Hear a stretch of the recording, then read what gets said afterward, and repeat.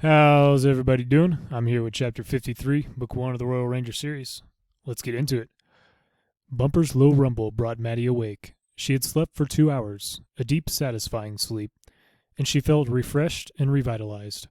But the warning sound from Bumper reached through the veils of sleep and alerted her conscious mind. She came awake with a start, feeling a sudden rush of alarm. Bumper and Tug were both facing toward the narrow entrance to the cave. Their ears were pricked, and Bumper's chest and shoulder muscles were trembling in warning spasms. They had heard or sensed something. She rose, patted them both, and whispered to them to relax. Then she moved to the entrance and peered carefully around the edge. She could see or hear nobody nearby. Emboldened, she slipped outside and moved toward a large rock, dropping behind it as she surveyed the surrounding terrain. There were 2 men on the road. They were a little past the spot where she had led the children off the highway and toward the caves, so they had obviously seen no sign that she had done so. She blessed her sudden instinct to have the children spread out.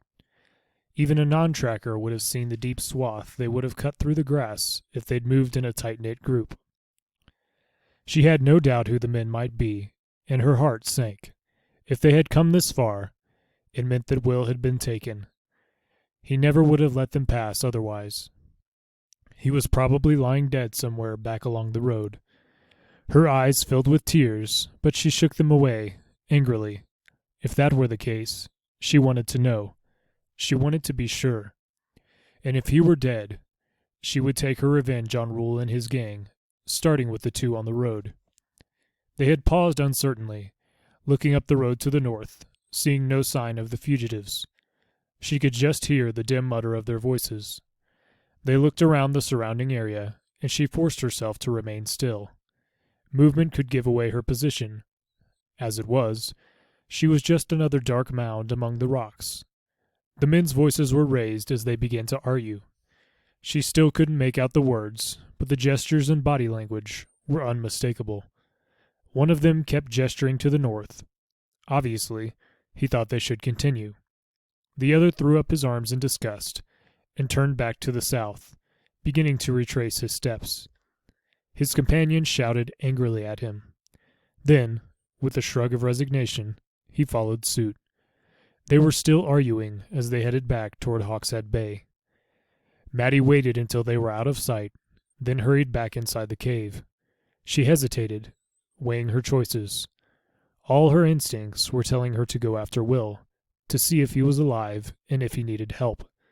But if she did, she would be deserting the children. She paced the sand floor of the cave for several minutes, torn by indecision. She knew Will could tell her that her responsibility lay with the children, but she couldn't bring herself to agree. This was Will, her godfather, her mentor. She thought about the hours they had spent together in the woods around Redmont, the hours of calm, patient instruction, and his quiet pleasure when she succeeded in a task he had set her. And she knew she couldn't desert him. Even if he were dead, she had to know what had become of him, and if she abandoned him now, she might never find out. Her decision made, she looked around for Tim Stoker, and saw him sleeping soundly by the wall of the cave. She moved to him, dropped to one knee, and shook his shoulder gently. His eyes flew wide open, and she could see the instant alarm in them. "It's all right," she said. "It's Maddie." The panic in him died down, and he knuckled his eyes drowsily. "What time is it?" he asked. Maddie shrugged. She had no idea of the exact time. "It's still night," she said. "I want you to take charge here. I'm going back to find Will." "What's happened to him?" he asked. The tension was back in his body, and it was evident in his voice. She shook her head. "I don't know. He may have been taken by the stealer." She didn't say, "He may have been killed." She feared that saying it might make it real. Tim looked around at the sleeping children. The cave was dim and quiet, with only the occasional murmuring of one of the former captives as they tossed in their sleep. "Should I wake them up?" he asked, but again she shook her head. "Let them sleep. Go back to sleep yourself. You're safe here. I'll be back for you tomorrow when I've found Will." He nodded uncertainly. He felt safe and protected while she was around. Without her, he knew they were all vulnerable. She patted his shoulder encouragingly. "Just relax. You'll be fine." "If you say so," he replied, but his voice told her that he didn't really believe it. She donned her cloak and checked her weapons, then led both horses out through the narrow opening. She left them unsaddled. It was easier for them to negotiate the narrow split in the rock face that way. Once in the open, she saddled them both. She knotted Tug's reins around his neck so they wouldn't hang down to trip him, then swung up into Bumper's saddle. "Follow Tug," she ordered, and the little gray tossed his head obediently. She touched Bumper with her heels and cantered slowly across the open ground to the road. She rode up onto the raised surface and looked to the south. There was no sign of the two men, but she didn't want to come upon them unexpectedly, so she held Bumper down to a walk, moving along in their tracks. They had been moving for 20 minutes when she caught sight of moonlight glinting on something in the long grass by the side of the road. She dismounted and walked down the camber to check. It was Will's bow. The stray beam had caught the waxed surface of the wood, or she never would have seen it. Her spirits fell.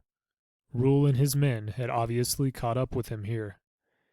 Probably, as she surmised earlier, he had exhausted his supply of arrows and tossed the bow to one side so that they wouldn't have it. She picked it up, turning it over in her hands, sadly running her finger along the smooth surface of the wood. She looked around, but there was no sign of his body, and she began to feel a ray of hope. Perhaps they had taken him prisoner. Perhaps he was still alive. She ran back to the horses, cramming Will's bow into the arrow case behind Tug's saddle, and mounted Bumper. She unslung her own bow, and made sure the flap in her cloak that covered her arrows was open. She didn't care now if she caught up to the two kidnappers on the road ahead of her. In fact, she found she was hoping that she would. She nudged Bumper forward, and he responded instantly, striding out in a full gallop so that he fairly flew along the road, his hoofs barely seeming to make contact with the hard-packed surface. Tug, with no rider to burden him, kept pace easily, a couple of meters behind, and to the side. Overhead, the moon beamed its light down on them so that the road seemed like a pale ribbon running through the grass. The two little horses pounded on, striding in perfect unison so that they sounded like one horse running, not two. 5 minutes later, she crested a small hill and saw the two slavers ahead of them. The hill had masked the drumming hoofbeats, but now the men heard them and turned in panic to face her. They were 200 meters away, and she urged Bumper to greater speed, dropping the reins on his neck and guiding him with her knees, reaching behind her for an arrow. The man on the right had a crossbow.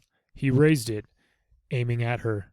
She waited a second or two, letting his aim steady, then nudged Bumper, urging him left, then a second later, right again. The double shift of direction did the trick. The man panicked, overcorrected, and jerked at the trigger lever too quickly as he tried to keep her in his sights. She heard the quarrel buzz past on the left like an angry hornet. Then she rose in her stirrups, drawing back the arrow. She touched Bumper lightly with her right knee, and he crabbed a little to the right, as he had been trained, leaving her with a clear shot straight ahead. At 80 meters, she released, waiting for the split second when Bumper's 4 feet were all clear of the ground. The bow thrummed, and she saw the arrow speed away to its mark. The crossbowman was straining to recock his weapon when the arrow struck him. He dropped the crossbow and staggered a few paces before falling face down on the road. His companion looked at him in horror. Then he began to run toward her, his arm drawing back to throw the throwing spear that he carried. Calmly, without haste, she reloaded and shot again. Her bow was lighter than Will's and didn't have the same staggering hitting power. But the man dropped the spear and stopped in his tracks, staring in horror at the arrow in his side. He clutched the wound and fell to his knees, doubled over. He was sobbing in pain as Maddie swept past him at full gallop, leaving him behind in a swirl of dust.